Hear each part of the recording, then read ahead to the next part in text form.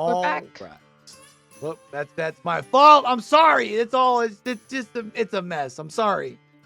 Damn it, Q. It's all my fault. Just blame. It's okay. I think I can forgive you this time. I think I can forgive you this time. And as our teams are getting ready, let's talk about our map some more. Yeah, you know what? Let's go back to it. So I know it was a little laggy last time. I apologize about that, chat. Let's see if this fixes it a little bit at least. Beautiful, beautiful. So we are going to Fractured Cowshed. It is one of the Coldwind farm maps. It has an 8-hook minimum and a 13-hook maximum. It seems like a lot. The corn, I don't know, this map feels really small. But the corn is deceptive, my friends. So lots of hooks for our killers and survivors to potentially play around with there. Yeah, and it's going to be interesting, right? You talked about the potential of, on the regular, having more hooks available more readily for the killer, which means you don't have to be as selective with, say, your first sacrificial hook, right? If you happen to, we've seen on other maps where if you happen to lose the hook that's right by the door, that means if you get any more downs right by that door, you're kind of in this weird catch-22, right? Whereas here, maybe not so much the case, but going to be really interested to see as far as, again, what kind of strategies our killers opt to come out here. Definitely. And we have seen some interesting killer choices on this map before, so I'm excited to see what today brings. Yeah, I feel like as far as the map itself, it doesn't have too many killers that, like, you shouldn't bring on it, right? Yeah, it's a lot of wide open space. Again, you know, corn blindness is a thing, but I think that's more like player error than character error. Right. So yeah, I mean, I really think there's not really a lot of restrictions here. It's just going to be what each team feels is appropriate for the challenge today. So we're going to check here real quick. We're going to make sure once we do load in itself, we're going to make sure we've got our 4 bloody blueprints. Make sure we got our cut coin as well. And then we're actually going to go ahead and discuss how our killers going to be able to start racking up those points here in Vigo's court. Absolutely. Let's talk about it, guys. So, killer points. Super important. The first and second hook, 2 points each. The third hook is 3 points. That progressions, though, are going to be worth a little bit less. So, you know, phase camping, you could. Do you want to? Kind of boring, little cringe, you know. But you do get bonus points for the 4K. So if that's what you got to do, I guess you could make up the points that way. But, you know, do you want to? Again, entity kills are going to equal the corresponding hook state plus progressions. But you let your survivor bleed out on the ground there, real bad luck, because that's 0 points. So there are 30 points total available. If you want more on those rules, go check out !rules in chat. And going to be interesting to see here. Moving out into Trial 1, this is going to be kind of where you can try and steal a little bit of momentum because you are coming out on the killer side as the away team, right? Because the home team does have the back-to-back killer trial. So here you can kind of take a little bit of wind out of the sails, so to speak, as far as coming out, maybe being able to get yourself a couple of outs here. But we do see we are finally right on into it. Let's go ahead and check it out here, chat, shall we? And we do see ourselves happen to have a pyramid head come out. I like the pyramid head. It does have some abilities also to work around things such as your unhook perks, right? Such as borrow time and things like that. Once you can inflict people with that torment status. Ooh, nice avoidance of the M2 there by our survivor here. And this is a very strong loop that you're going to be able to work around. However, we have noticed a couple times we've seen the aura coming in. That's because we do have that help coming in right now as far as from the Undying. This first chase, really, you would like to get this thing down quick because right now you are taking a chase in the corrupt side. And if you can get a hook over here, that'd be really huge. Absolutely. And Chaos doing a really good job of kind of using the cowshed to his advantage, but it looks like he's going to have to leave this area once Pyramid Head kicks in that door.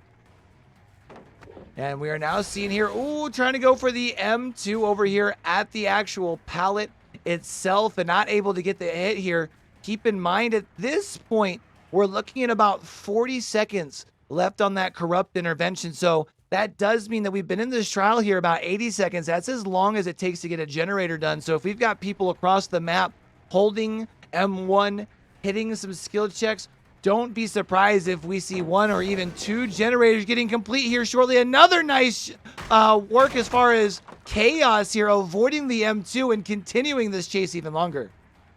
Absolutely. Chaos taking Pyramid Head for a nice little walk, as I'm sure his teammates are on the other side. There goes our first gen, completing those generators. Yeah, and that's going to be generator number 1 getting done. Generator number 2 now coming out here. Oh my goodness gracious, a bunch of filthy gen rushers. 3 generators down just like that. French Fry is going to go ahead and continue the chase here with your ace, working around the tile here, trying to make sure you can at least say that all of the time that you have spent giving up 3 gens at least has resulted in a down. But we are going to see the Jake G-Bot moving in, trying to take a protection hit. Now instead, G-Bot going to go away, because we're going to see actually French Fry going to try and come over here to where we did get, woo! I was going to say, get some of our objective complete and just keep this chase going over here. But nice M2 shot. However, interesting to see French Fry go ahead and go with putting the cage play, because you probably have survivors somewhere close working on the objective. Absolutely. And as we talked about before, however, that cage is going to negate the effects of any unhook perks. So Chaos will not be receiving borrowed time when he is pulled from this cage. He will not, I believe this does not activate DS as well. Yeah, I am pretty confident in saying that I agree with that as well. So when you have been able to locate where the cage was, you have been able to find Chaos here. Chaos not going to go for the window. Instead, down you go again to an M2. Back up on the shoulder you go, my friend. And now you're going to be on a hook over here in the middle of what French Fry can really kind of set up for a 3-gen. So you have your survivor here that's ready to be tunneled off as soon as they get unhooked. Plus, you also have some generators to defend, and when you push those survivors off of those generators, they are still protected by that ruin there as well. Interesting, though, not sure if you noticed that. That was actually a repressed alliance from our survivor. A pretty good repressed alliance trying to protect their generator from the degradation that comes with ruin being on the field still. And now at this point, we do see the unhook coming in. French Fry making the very easy decision, which is going to be come back over this way. At this point, maybe having to worry about a decisive strike. At this point, no longer worrying as far as the borrowed time side. But the elimination would definitely be worth it. One, because the last hook is the hook that is worth the most points. But also because you're now making this a 3v1 with 2 generators left. Here's the pickup. The question is anybody around? Because you're kind of in a pallet space. And no, up on the hook you go, down to a 3v1.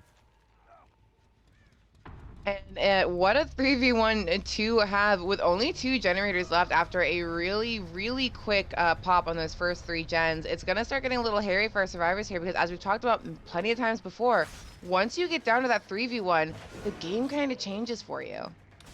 Yeah, and we are going to see a 4th gen getting completed across the way here. Would not be surprised to be seeing the 5th one here shortly. We did see an aura reading across the way. It looked like a survivor was opting to cleanse the totem over there. So at least you're getting a little bit of help as far as that information. But you're not going to be able to do anything about it because you're in a chase over here with G-Bot. And G-Bot, honestly, doing a very good job working around this tile. Finally dropping the pallet. And that is going to cause French Fry to break chase here, knowing that you still need to put some more pressure down. We do see, as we come over here to the shack side of the map, we pass this generator. There's a lot of sparks still coming off of that, so Ruin still being in play. But we still have a couple of gens across the way that we haven't been able to check on some time. Absolutely, and catching Pendulce in that animation lock going through the window, going to land a hit there, as well as get him tormented from the trails left behind. Yeah, now we're going to see here where we have an injured survivor. They are able to make the successful vault across the pallet, build a little bit of distance. That is going to be shack pallet now being broken. In this case, would have liked to have maybe kept it up a little bit longer simply because it's right by a door, but otherwise we're kind of used to seeing shack pallet thrown pretty easily, especially because you have survivors holding M1 on a gen across the map. There's the down. Would not be surprised to see French Fry, yeah, go ahead and go for that cage play here. And now going to be seeing if you can find the survivor who just got completed on this gen over here. I think this should be G-Bot, and G-Bot would be a fresh hook.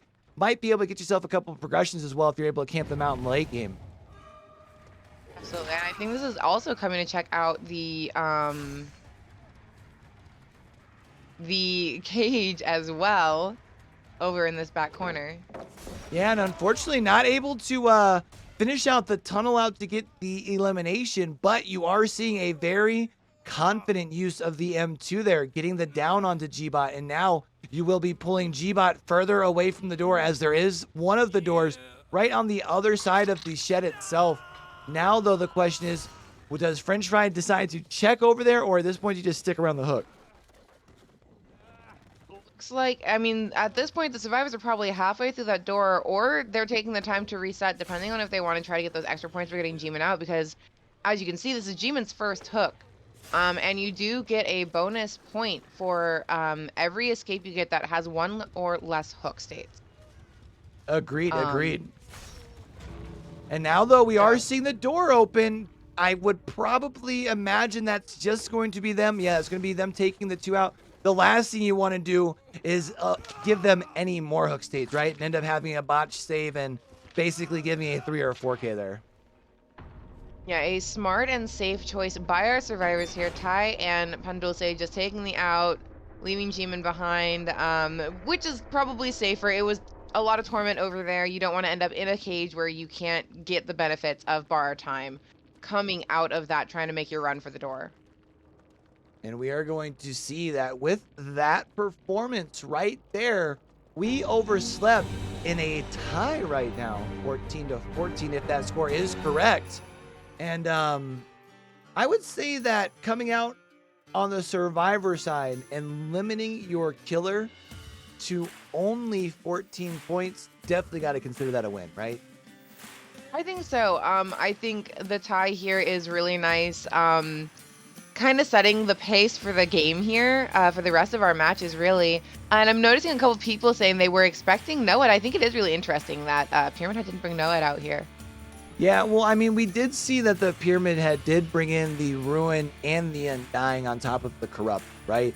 Which does really only leave space for one more perk. And I think sometimes we see where killers kind of figure, if I'm not going to bring the 2 of them together, right, then they're just going to try and insert a 4th perk. That way you get more value through the middle of the trial itself. But yeah, definitely interesting, because I feel like we've been seeing a lot of no-ed value. I mean, it makes sense. Your survivors are generally very efficient, right?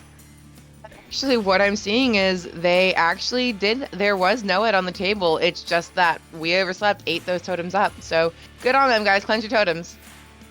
I mean, you know what, though? Especially knowing that you still had a potential of that, I wonder if that's why it took them so long to get the last generator done, was them kind of getting to the point where they're ready to set up, and they're like, okay, well, let's just make sure that we have all of our other totems broke, because I think, was Ruin still up? I think at the end game, I feel like they didn't cleanse both of the Hex totems, but if you at least cleanse your other Doles, you're good to go. Yeah, well, because Noed won't pop up on an already Hex totem. I think it was actually a really safe play to be like, you know what? We can work through Ruin. And they did. They did pop 3 gens right in the beginning there. So I think a smart move is to deal with what you don't know is coming instead of dealing with what you know is not going to be a problem for you, in my opinion. So now here, after you've had a rather good performance on the survivor side, especially knowing that you kind of took away that ace in the hole that was Noed, gotta feel like that killer's bringing a little bit of that extra confidence into Trial 2, now going into back-to-back killer games, right?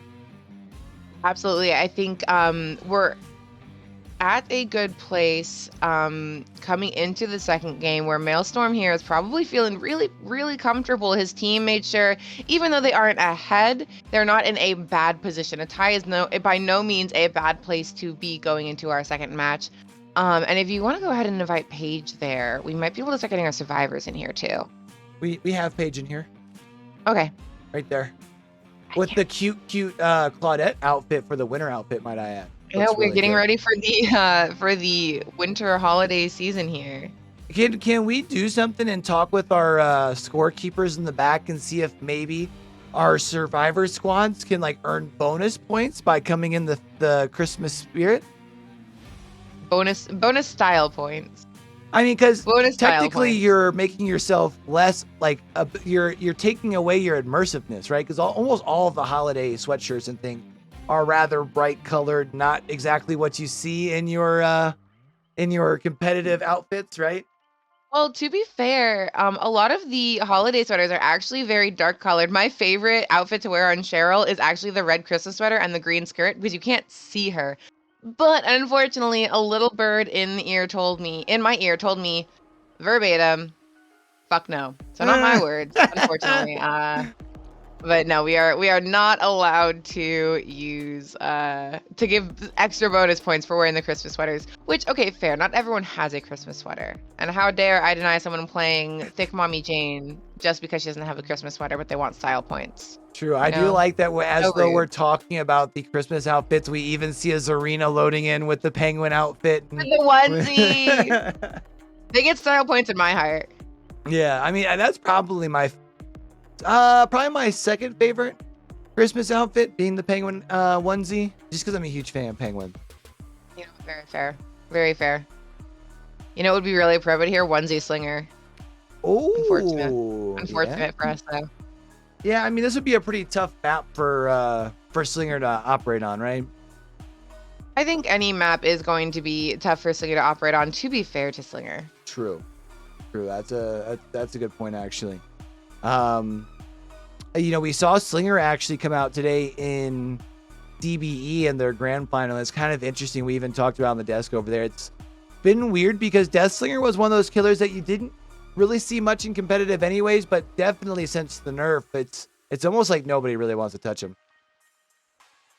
Yeah, and I can't really blame them. The nerf took away a lot of the strength that comes with and a lot of the fun that comes with playing Death Slinger in this game. A lot of the fun of Death Slinger and a lot of what made it really satisfying to play is the quickscope capabilities. Also, sorry that you guys are seeing me as a slideshow right now. I don't know what's going on. Yeah, I don't know what's going on with my end too. I was noticing that even it was weird. It was fine before trial. When I noticed it going on during trial number 1, and nothing's changed on my end as far as settings, which is kind of weird. But we're gonna fight through it here. The good news is it did seem like that at least the gameplay was solid while we were going through. So that's the good. I think it's probably just on my end. Do you think so? Yeah, Japan things. I think it just might be on my end. Okay, that's fair. It makes me feel a little bit better, I guess. Anyways, we do see now we're getting our Survivor Squad loaded all the way in here, and that last game we saw Pyramid Head come out. We had talked. I don't think did we mention Pyramid Head being a option going into game 1? I don't think we really considered Pyramid Head coming out in Fractured Cowshed. I don't think. I mean, we did say everything was on the table, to be fair, but yeah, I don't think we did have a very big sweeping inclusion of everyone there. I'll be interested here, though. Now, you talk about the squad who had, a pretty confident performance, I would say, on the Survivor side. Now coming out, we're going into back-to-back killer games. I think the first of the 2 killer games being the more important, because if you can at least give yourself a little bit of a lead comparatively after the first 2 games, right? It takes off a little bit of the pressure off yourself heading into trial number 3, and then if you put down another solid performance in game 3, you really make it easy on your survivors for trial number 4. So at least you got yourself off to the right start with the 2 out. Now you just kind of got to keep the pedal down, right? Absolutely, and we have seen some impressive gameplay from Maelstrom before, so I'm excited to see what he pulls out today. Not biased whatsoever in any way, shape, or form there, But, but Demice's Survivor Squad, they're pretty tough, so it'll be interesting to see what happens here between these 2 forces. But again, really good position to be in. It's a tie, so it could really go either way. As it stands right now, going up against a really strong Survivor team with a pretty strong killer. And I know we had talked about it a little bit off stream, but we do see in the killer slot right now for We Overslept, Maelstrom being, you know, we had mentioned, kind of joked about being the secret weapon here. I'm going to be really interested kind of joke about that, yeah. to see the strategies that they come out with in particularly, because we did see that last game. We saw Ruin Undying brought out, which sometimes we see you bring out Ruin and Undying and both totems get broken in 45 seconds. Here we saw that I was able to stay up pretty well throughout the course of the entirety of the game.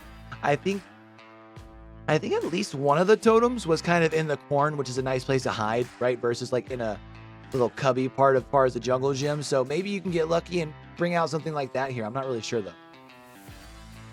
Although if last match was anything to go by, Ruin Undying ended up not being a problem because they didn't care about the Ruin. They just slammed through those gens. And Undying stops being a problem when you no longer have dull totems on the field. Yeah, you know, that's a really good point. And that's even after they did a good job of going through and making sure they removed all of the... I'm trying to figure out why it says I'm not joining back in and never mind, I'm sorry. But yeah, I'll be I want to see, again, I still want to see something more like hyper mobility. I would really like to see like a Billy here. I know obviously we won't see something like a Blight. However, maybe even something like a Freddy with the use of the teleportation. We saw Freddy come out yesterday in one of our games and had a pretty good performance. Yeah, absolutely. Freddy did come out and did pretty well despite how weak he is there. But it does look like our survivors and killer might be ready for you to switch over. So we can find out for ourselves what they're going to bring out. I do kind of want to see a Freddy now that you mention it, though. Yeah, I feel like it could be pretty fun. And, you know, talking back to that Freddy match yesterday, we had seen the Pop Eruption combo coming out. And actually doing a lot of damage. You know, it's something that we don't see that combo come out too often as far as the Pop Eruption. But when you do see it brought out, and it happened to be brought by a killer who's able to really output a lot of pressure, that constant 5% regression after the pop, plus nobody can work on the gen, can come in really clutch late game. Very, very crippling. And I think it's important to note that I think in the right hands, many of the killers on our roster are viable if you can tailor a build to them. And that was a really good case of it, of tailoring a build to work with how Freddy works.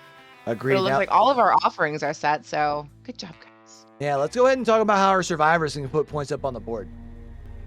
Let's talk about it, you guys. All right, so we talked about how the killers can get points. How can our survivors get points? Of course, those generators are going to generate quite a few points for them.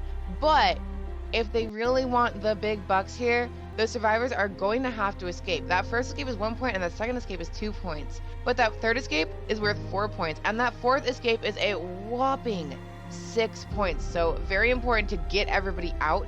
Also, if you escape with 2 or more hook states remaining, you can earn an extra point for your team. So denying hooks is going to be really important here. Getting out, very, very important here. There are 26 points available. For more on rules, check !rules in chat. And I think looking at as far as how our survivors can score points, looking back to our last trial, even if you happen to give up an extra hook state or 2 from what our last killer did, but get the extra survivor out, right? Get that extra 4 points. You can still render yourself a little bit of a point difference there and still being good. But let's go ahead and check out here. We have got Maelstrom coming out, and we, you know, sometimes ask and you shall receive. We do have the Vami Mommy coming out, and yeah, I really like this play here. We're going to see the Corrupt Intervention, of course, as well, coming into play. One thing that is worth noting, though, Maelstrom here walking right by the Corrupt pool, and I feel like we've seen as the Plague has started being played more in the competitive scene since her recent buff, a lot of the teams who seem to be putting up very high hook counts seem to be going for that Corrupt pool very early. So kind of interesting here to see that not be the case. Absolutely. I think it is an interesting choice to not pick up that corrupted pool at first, but also I think Maelstrom is going for inflicting as much of that broken status as he can get here, as you see him vomiting on objectives and on that pallet during that chase. So I think the play for him here is going to be to make it as easy as possible for himself and get it where everyone's just one hit. Yeah, agreed. And also taking into consideration, and we can talk about it now that we have our first broken survivor on the playing field. One thing that Maelstrom doing here is bringing in the Thanatophobia while trying to spread that pressure. That means that there's going to be the more slowdown on the gens, and it's funny how it's kind of funny how Thanatophobia works. Is sometimes even just one stack, even though it's 5% slowdown, seeing the red bar, it's like a mind game for the survivors here. So we are going to see, though, no generators. Well, there's generator number 1 getting complete. But we do, again, still have 2 broken survivors. Maelstrom really needs to get it down here. Absolutely. It's going to be really important for Maelstrom to start picking up the pace here a little bit as the survivors. I mean, as we saw last match, they're going to tear through these generators if he's not putting down enough pressure. And it doesn't seem like they're too worried about that broken status just yet. Now, the good news for you is you have been able to remove a lot of the resources out of the map. I mean, as you can see here, this pallet isn't here. The next jungle gym over, there's no pallet there either. We're going to see a very quick infection thanks to the help of some add-ons there. And that is going to be a down. That's going to be hook number 1. Oh, but no flashlight. So close. Oh, it was so close. That would have been, can you imagine? I'd be a little nervous there. I would have had to laugh. Of course.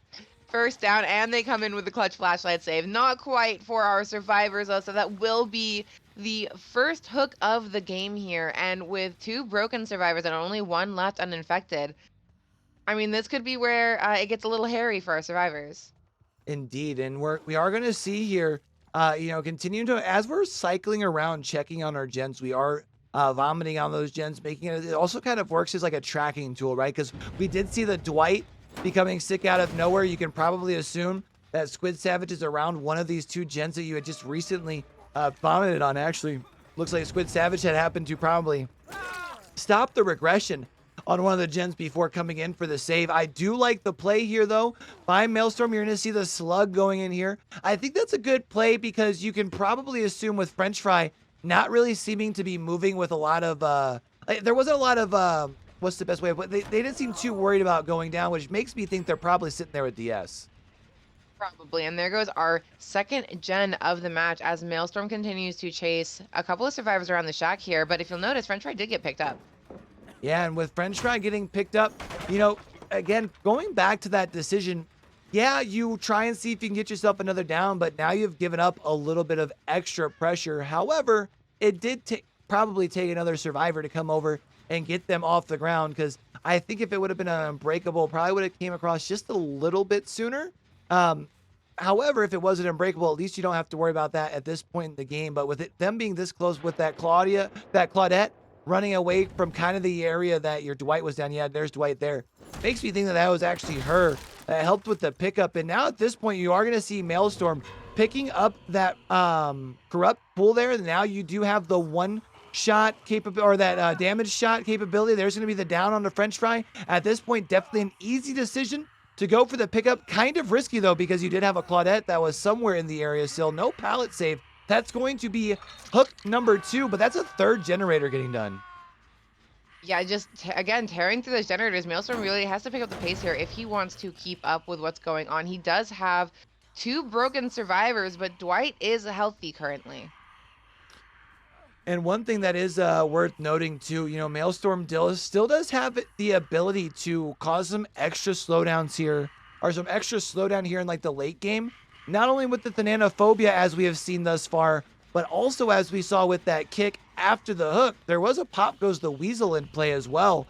Now Maelstrom is going to take chase on this portion of the map. Keep in mind, this is the portion of the map that we have not seen Maelstrom really taking any chases in, which does mean there's going to be a lot of resources around here. You are going to take a M1 there as Squid Savage, but with the pallet applied across the forehead of Maelstrom here, that's also to knock Maelstrom out of their power. So I would say that's a very fair trade.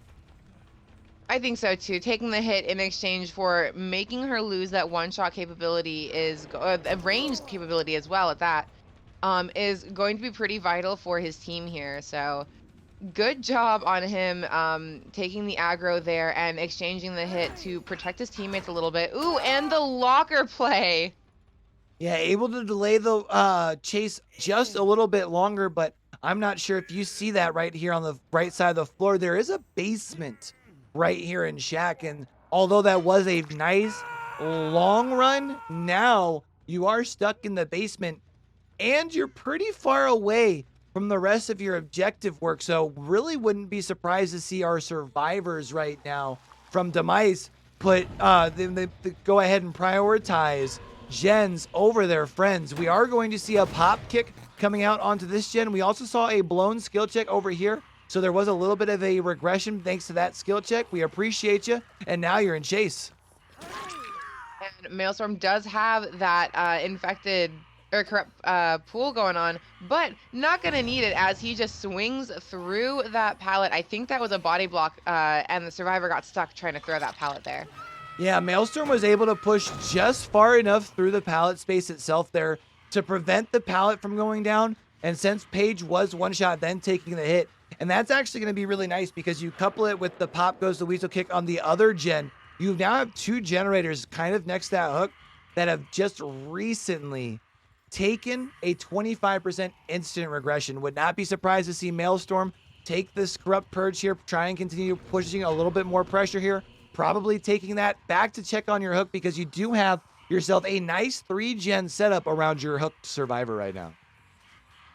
Yeah, so this is going to be a really nice position for Maelstrom to be in, especially with that one-shot capability right now, especially at range. He can just kind of sit on this hill and cause some problems if he can make it work. Oof, but that's unfortunate. Yeah, although you did still take your M1 while there was still a little bit of borrowed time left, so that is good. However, I don't think you make it back across the pallet. Ooh. That is going to be another down here, and that's going to be huge because you can probably assume with as confident as I think it was French Fry was earlier in another attempt at the flashlight, not quite able to get the blind there. Hey, yo, Dwight, I don't think you can still pull off this blind dog. You probably should just hold Shift W and run. But instead, we are going to see the corrupt purge still left a little bit, able to get a hit onto Squid as well.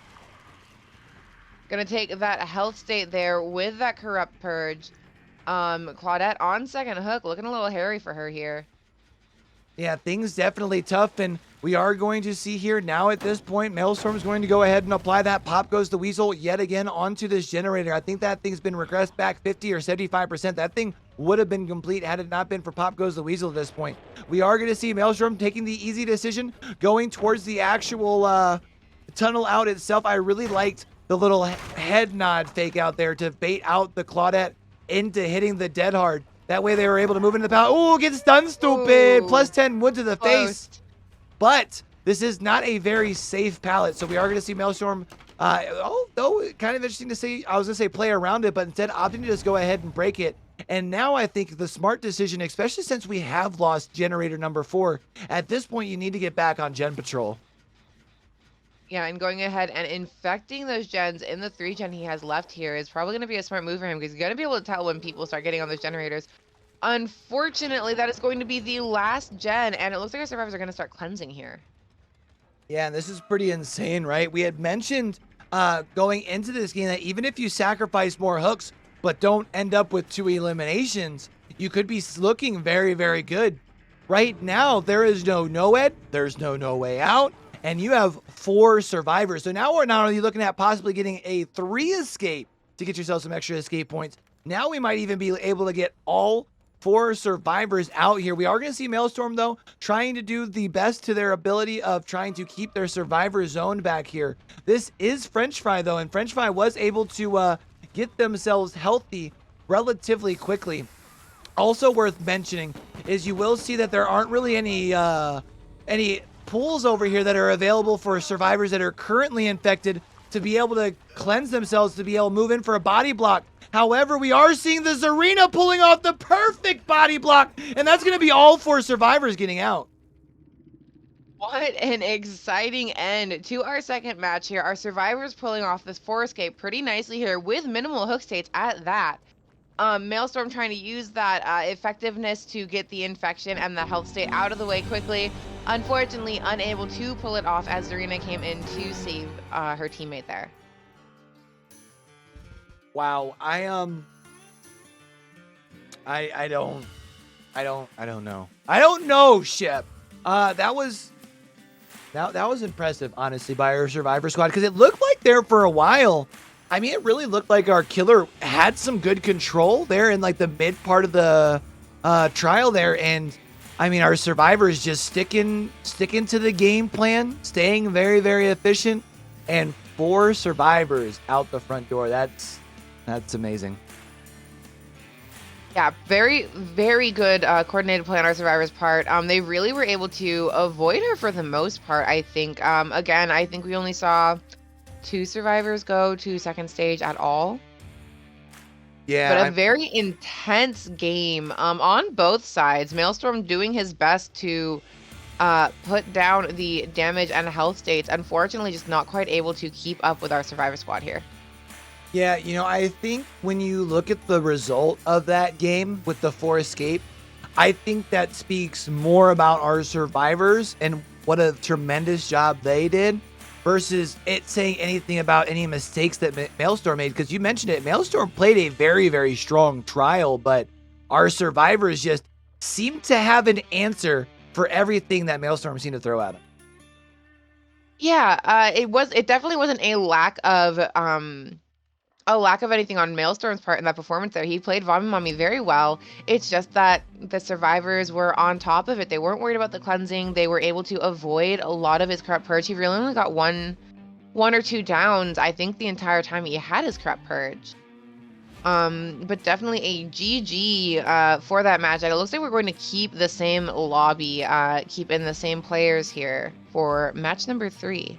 That's exciting. That should mean we should have a relatively quick turnaround between trials 2 and 3. So while we have a very quick second here, and in case we have anybody who might be just now tuning in, let's go ahead and talk about the map that we're playing on today.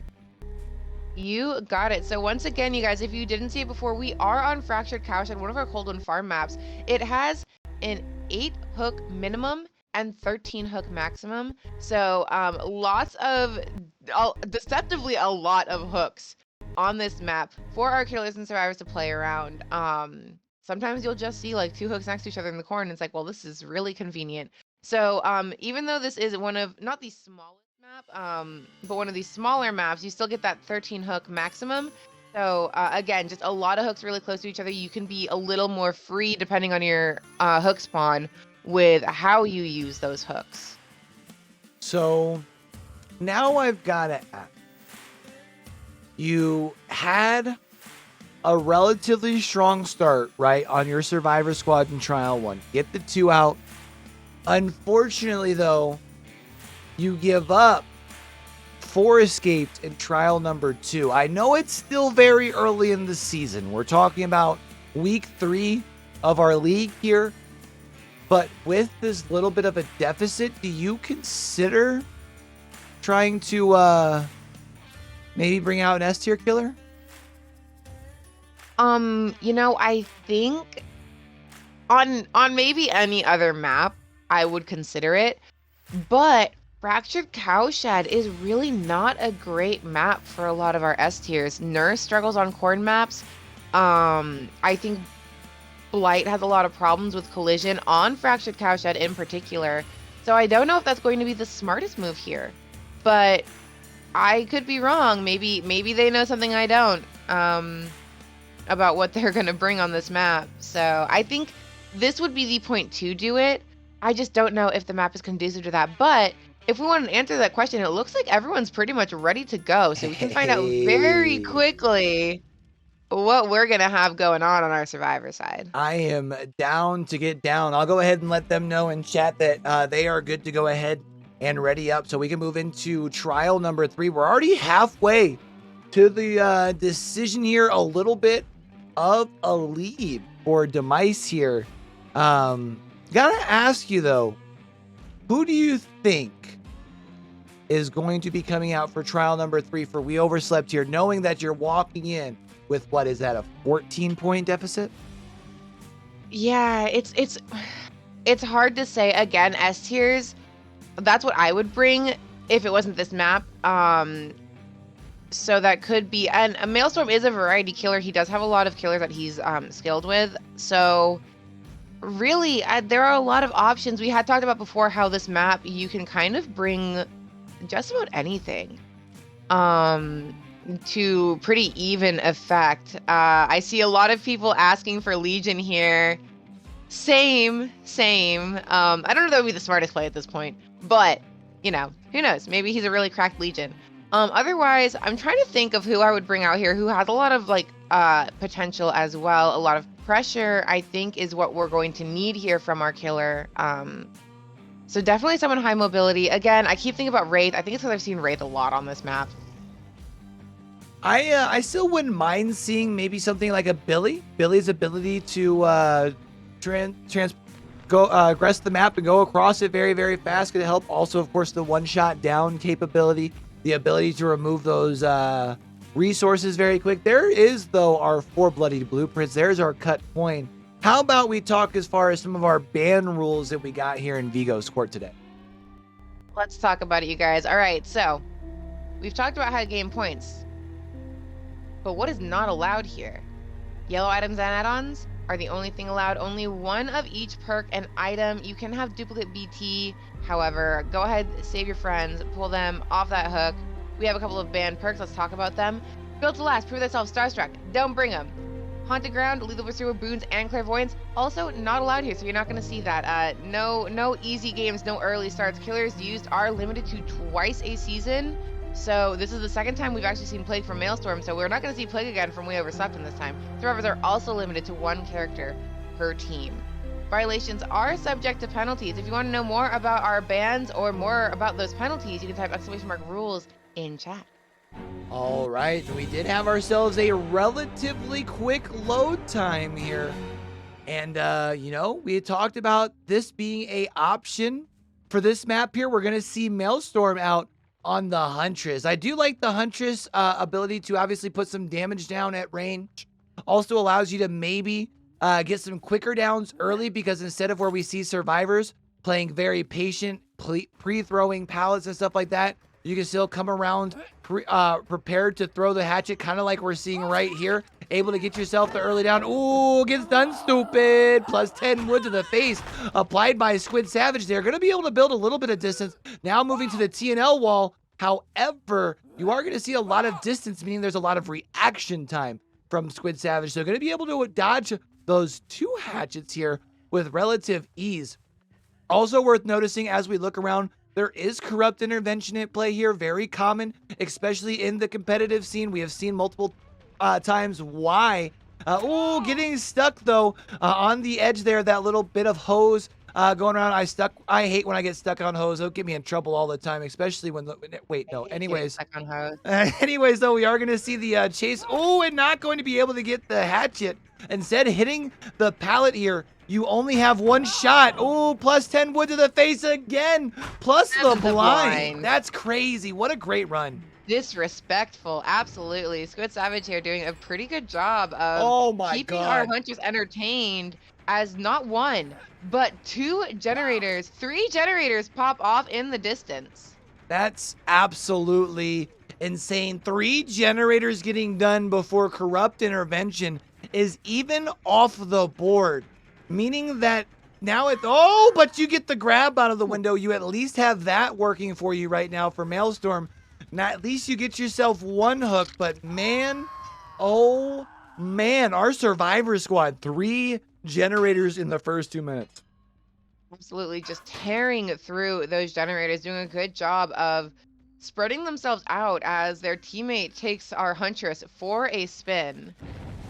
And it was crazy. It was, I don't know, maybe it's just the entitled Survivor main in me, but the bring of back-to-back-to-back gens. It was like music to my ears. It was absolutely beautiful seeing our Survivor squad being so efficient, really coming out to play, noting that right now, I mean, you have the ability to really set up your killer for a very doable win condition before even taking the field in trial number 4. Now, we are going to see the ace working around the very big tile that is Shaq here. Nice fake there at the window, causing just enough hesitation from Maelstrom to actually break the chase just enough to be able to build distance. Now moving towards this jungle gym here as well. Maelstrom making the very easy decision to break chase. Now trying to push our survivors off of these gens. You will notice though, at this point we're pushing survivors off gens. No sparks flying. There was a ruin in play, but there is no more ruin, meaning that now our survivors are free to get off gens without having to worry about regression. Yeah, definitely smart move from our survivors here to just get rid of that little problem there. And we see Nia here getting caught in the vault animation and taking her first hit there, but able to make up the distance and kind of keep where it's hard for Maelstrom to line up a shot here. Yeah, it's almost like Claudette is getting just enough distance, right? Where even after you drop a pallet, you're able to just sneak around a corner, or you're just sneaking around a corner as you pop around, so you don't want to throw the hatchet. And instead, now we're taking the chase all the way to the back corner of the map. We had talked about it heading into the matchup itself, a very big tile to work with. Not sure if Nia makes the window, though, especially with this door being broke out. It won't matter. Ooh. That is going to be a snatched out of the window, and that is going to be a fresh hook here on this Nia, if I'm not mistaken.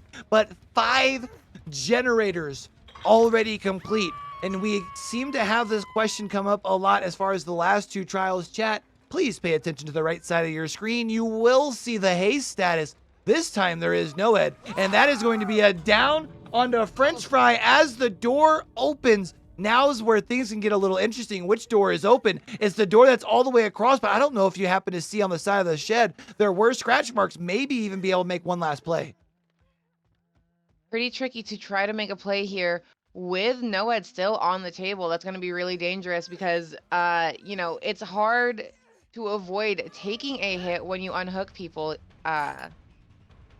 So, you know, you don't want to just easily give up that health state here if you don't have to. Not even a health state, like just give them a down.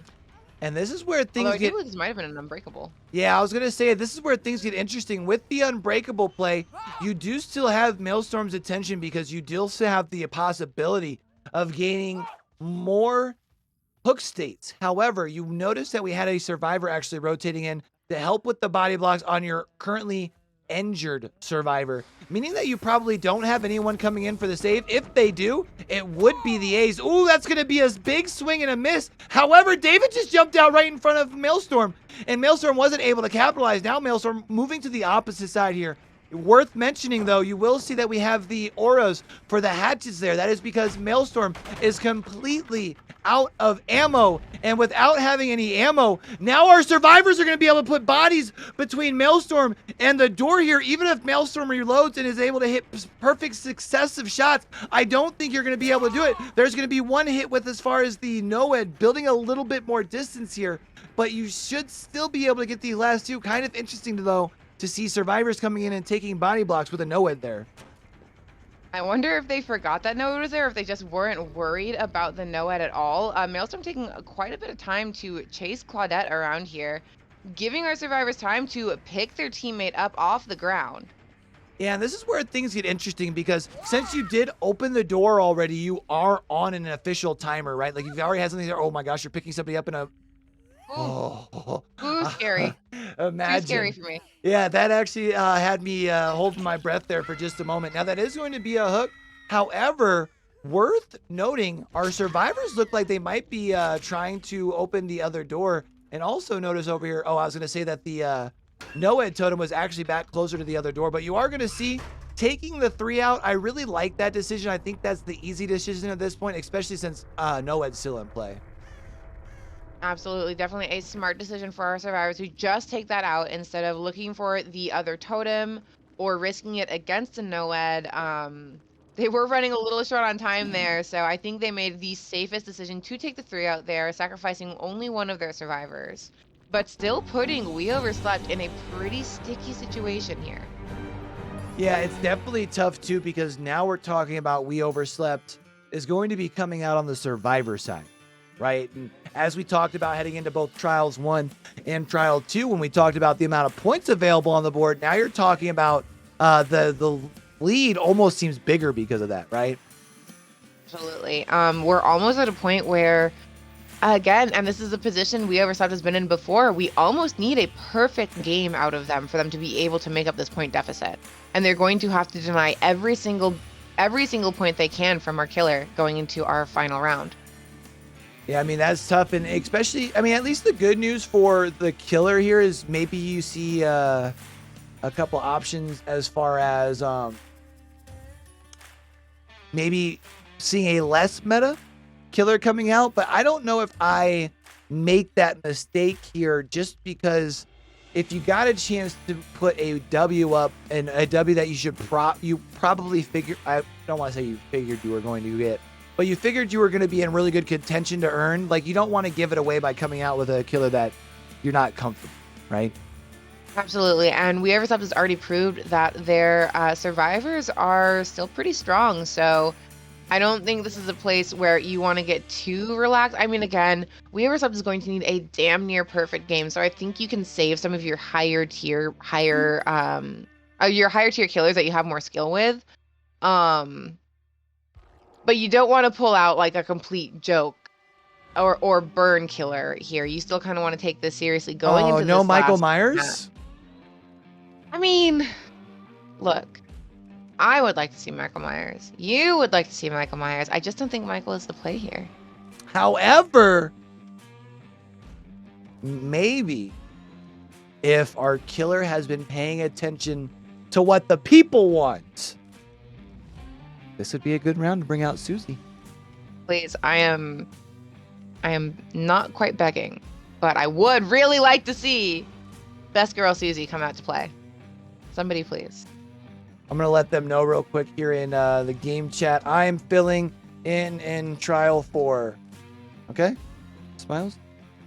Jingle tweet, jingle tweet. But no, I mean, this is tough, right? Because now you're talking about moving into where you need to be very, I guess you could say, deliberate in chases 1 and 2 here. I mean, basically, you mentioned it. You need a darn near perfect game. What is the conversation that you're having amongst the survivors here? I'm sure they're going to be talking about, I mean, honestly, if you want to deny points, you want to avoid the killer. So immersion is going to be really important here. Gen speed is going to be really important here if you can slam through those gens. But we have seen before that also patience really pays off. So I think it really depends on who the killer ends up being is going to determine how We Overslept reacts to that. We have seen a tunnel out on them before. So they're going to want to be probably really careful with their hook saves and deciding on how they do their saves if they end up getting hooked at all. Because I think they really want to avoid that situation where they are on the hook. So do you think that this is the type of situation where we might even see them try to be completely immersive during the first, what we can probably assume is going to be the corrupt portion of the game?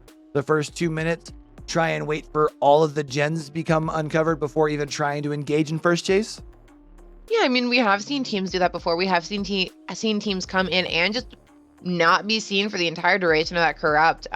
Take the time to find the totems, maybe cleanse those, get those out of the way, prevent a no-ed once again, like we saw earlier in the matches. And then go from there and just slam through generators with nothing to worry about. Once they get those exit gates, again, like that's going to be the speed they need, is get out as fast as you can with as little to worry about as possible.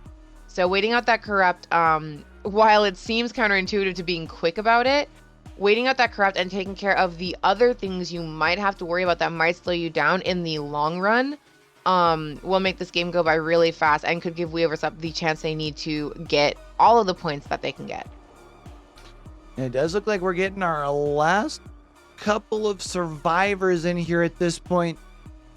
I keep trying to think about about like killer options here for Demice, right? Like, who can you use that you still, feel confident you can get yourself your couple of hooks that you need, but you're not burning like a super strong killer? And one that keeps coming to my mind is probably my favorite killer, although they are a rather weaker killer. But this could be a good map for Clown. I think I lost audio on you here. Wait, you lost audio for me here. You got muted for a second there. I was like, wait a second. We were talking about our humongous humorous friend, and I didn't hear the line. I was like, wait. Yeah, that's weird. I wonder if maybe... anyway, sorry about that, chat, for losing. But yeah, I was saying, the more I think about like our different killer options here, right? Like killers that you can still... Because I think here, as long as you can get yourself a down and secure yourself an elimination, you take those 6 points off the board, you're good, right? So having a killer such as the clown, who is very good at shutting down longer loops, and then it can at least lock down the area pretty good while still, again, it's a killer that otherwise you're not bringing it out in a competitive scene too much. So if you can at least do, bring out the clown here, do what you need to do, which is just wrap up one elimination. That way you can save some of your other killers for like when you really need them, right? Absolutely. I think clown is still a pretty viable choice, but only if you are sitting comfortably as Demice is sitting here. So I don't think clown is unreasonable. I was gonna say Mr. Puddles is my favorite skin though. I know we were on a Christmas kick, but I do love the pink elephant. Every time my son happens to walk in while I'm playing against a Mr. Puddles, he calls him Bing Bong from Inside Out. Oh no! Oh no! That's all I'm gonna see now every time I see him. Yeah. It would. I really like the idea here of clown, being a good pick. I mean, maybe even seeing something like an Oni-chan, even, right? A killer that's kind of known to struggle in the early game, but does have some good, snowball potential. Yeah. Because if you get yourself your down, and if you're talking about only needing like one elimination, you build up your power, you get it down, and then you just hold on to your power and wait for someone to come for the unhook. It sounds kind of sleazy, sure, but if all else fails, that's how you can play it, right? Absolutely. And I mean, we are looking for easy downs and at least a couple hook states. That's the win condition for Demice here. We Overslept needs a damn near perfect game. Demice just needs a couple of hook states. So Oni, as long as you can get that first couple of hits in, it could be a really easy game for them. And I don't know. We've seen Oni. I think we've seen Oni on this map before. Not the worst map, not the best map. A lot of weird nibbly bits to get caught on, especially with those hay bales. But I mean, if you can get really adept at kind of like using those to slide around obstacles instead of getting stuck on them, I don't think Oni is a bad choice here. I see you have Trickster pulled up. Are you thinking Trickster might be a play here as well? No, but it is wishful thinking because I think I've only ever seen like one Trickster played in my history of calling competitive DBD. And my boy Trickster just needs a little bit of, That's very fair. That's very fair. I think Trickster has a lot of potential to be really strong. I don't know if he's got the like map pressure. He's not a very fast killer. And I think that's why he doesn't do as well, because even though he has range, those knives are a little hard to hit, and you need so many of them to affect a health state. Yeah, I would be interested though, as far as I would have to look at the balancing for Trickster, because he does have that, I think it's the double purple add-on combo. That can make him somewhat decent, but even still, against the strength of survivor squads that you're consistently going up against in a scene like this, right? I don't know if you'll ever really see Trickster used, unfortunately. I think Trickster, unfortunately, is going to be resigned to being like a burn killer, like a burn choice, really. Still fun to play, but I don't think that's somebody you bring out to try to win, True. I do see a lot of people readying up. Are we good to let them know they're good to go? I haven't heard one way or the other, but it looks like we're getting pretty close. Actually, it does sound like we are good to go. Perfect. I'll let them know, because this is trial number 4 here. And even after this trial, chat, keep in mind this will not be the end of competitive DBD for Vigos tonight. We will be taking a very brief break, but then we will be back at 7 o'clock for another matchup as well. What a matchup it will be. I do believe that is the Corrupt versus Arctic Wolves game. So make sure you guys stick around as after trial 4 here. I don't think it's Arctic Wolves. Arctic Wolves played last night. I can't remember who Corrupt is playing, but Corrupt is playing somebody else. It is Corrupt, though. I do know that. I'm going to check. Now I feel bad. I'm sorry. It's Corrupt versus Demice. So we have the sister teams playing on the same day together. We have all of our offerings set as well. Yeah. So good job, guys. Let's go ahead and jump on into it. We talked about the bans last time. let's go ahead and talk about what happens if there happens to be a break in any of those, or if there's any penalties. Absolutely, rolling right into our matches with penalties. What happens? They can be played out, they can be restarted, or both. Depends on how the teams are feeling and how severe the penalty is. Two of the same survivors is considered a penalty. Banned perk, item, or add-on is also a penalty, and both of those situations will cause a -5 point and potential restart. So not too severe. The wrong map, however, is an auto restart, -5 points. Please don't harass the ref. Please don't bring players that are not on your roster, because that's going to be -10 points per offense. No restart either, so you just lose those points for something that you could have avoided. Using an exhausted killer is also -10 points, and delaying the game will also garner you a penalty. If you want more on our rules, check !rules in chat. We are sitting looking at a loading screen right now. I know that's really, really hard to believe when it comes to Dead by Daylight itself, but we are moving into Trial 4 here very, very shortly. Again, I'm going to be very interested to see what killer comes out, but we have to wait no longer. So let's go ahead and get right on into it. And it is a killer we mentioned earlier. We're going to go ahead and see the Nightmare come out. Some prime Freddy gameplay. And it's really interesting to see Freddy come out so much. I know he's kind of like a killer that can be considered more of a burn killer, but we've seen some really good performances with Freddy so far. Yeah, and it is going to be interesting to see because we are looking at a little bit of a different perk build than what we've seen from some of our other Freddys so far. We do have that Corrupt Intervention and 3 mystery perks right now. The important thing right now for French Fry is you would really like to find yourself an early elimination, or not, sorry, an early elimination, but an early chase, because we did talk about it heading into this trial, that our survivors might try and do exactly what we're seeing here, which is stealthing out the Corrupt Intervention. Unfortunately, there is a survivor right there for you. French Fry able to get the hit onto G-Bot. We are going to see G-Bot, though, is going to... Yo, G-Bot, where's your scratch marks go, homie? Oh, we're over here. Okay, so we're going to continue to follow the scratch mark over here into the actual cornfield itself. No, actually, this is a different survivor that we are now going to be moving in. Oh, plus 10 wood to the face, though, trying to swing through the pallet space, instead getting met with an immediate stun. This is going to be good because for the survivors, you have been able to switch the aggro of Freddy onto a completely healthy survivor here, meaning that now you have 2 health states to be changed before applying a down. Unfortunately, going through the 2 puddles is going to cause you to take a hit before dropping the pallet there. You are going to see a reset across the map onto G-Bot, about 10-12 seconds left on the Corrupt Intervention here as well. Now moving back along the shack here, we do see a swing through the pallet itself, but I do believe we are going to see Cages holding Shift W, building some distance. Does work a little bit. Now we're seeing the body block coming in from Nia. This is going to be what we really need to see from our survivors, making this chase last as long as possible. Saying that is Chaos coming in to take the body block, so it'll be interesting if French Fry repeats another chase with Chaos, knowing how that went last time for him. And we do see it looked like we were going to continue looping around the shack, but actually our survivors doing a good job and actually just building distance and running away. There's generator number 1 coming in. Also, we can talk about now that we have had a gen... Oh, and not going to be able to make the window. Oh, no. That's tough. Unfortunate.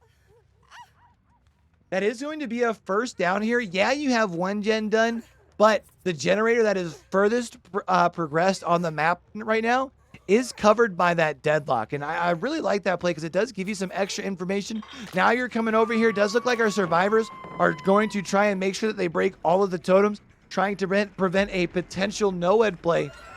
Like we have already seen this survivor, I think that was what they did, the survivor squad did in trial number 1, if I'm not mistaken.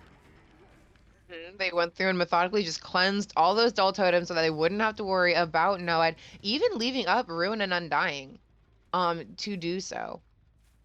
Now we are going to see at this point pulling the aggro of the Freddy over here towards the actual shed itself. This is a relatively big loop, actually one of the bigger loops in the game, to be honest. But we are going to see, though, or I should say strongest, not biggest, but instead going to continue through over here towards the jungle gym. French Fry, though, of course, as the Freddy, does have the ability to just simply press M2 and drop those dream snares wherever they want. Oh, that's jumping right into Freddy there, G-Bot. That's not the move. That's going to be a down. That's another fresh hook here as well. However, you really haven't gotten anybody close to being completely out. Not sure if the 2 fresh hooks does mean that the game is out of reach at this point, but maybe still might be able to put together a perfect game from here out and still put up a fight. Yeah, I think our survivors still have a chance here, although it is getting pretty close to, we talked about they need a pretty perfect game here, and we're kind of getting close to that win condition that was set for Demice. We are going to see Fear of the Dark Wolf finishing the generator right in front of French Fry. French Fry now going to do the easy decision, which is coming back over towards the unhook.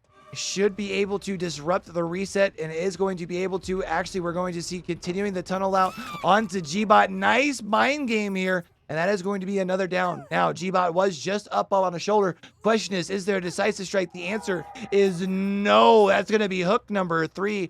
Hook number 2 for G-Bot. French Fry, if they have not reached the win condition, I believe does so with the next hook.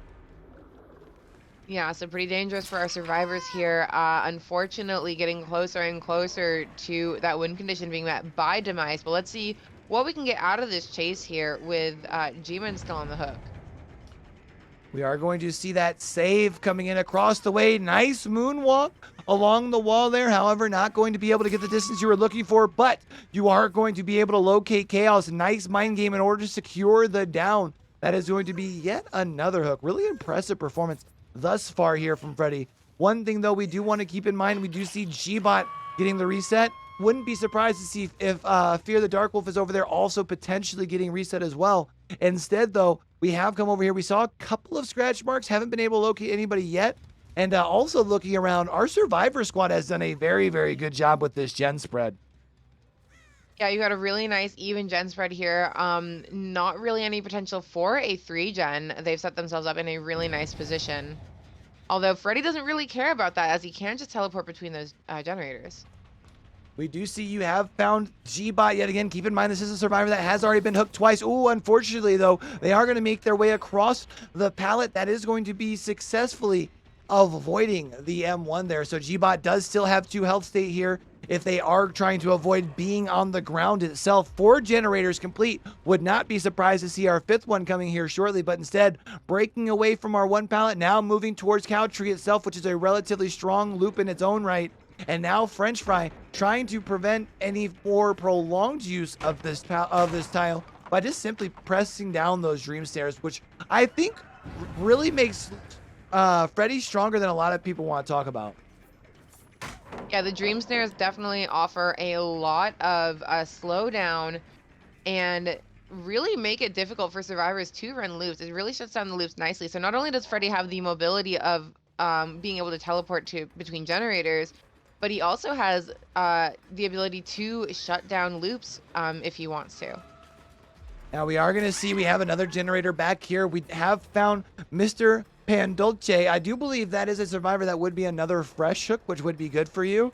As far as just making sure you're spreading that damage and kind of just keeping practice as if this was any other match instead of a match where you only needed a couple of hooks. But there you see all 5 generators now being complete. We're also going to see a no way out across the way. However, our survivors weren't able to find all of the totems. That's going to be a no-ed, and that is going to be a hook. I'm kind of surprised to not see the hook to go in the basement, to be honest.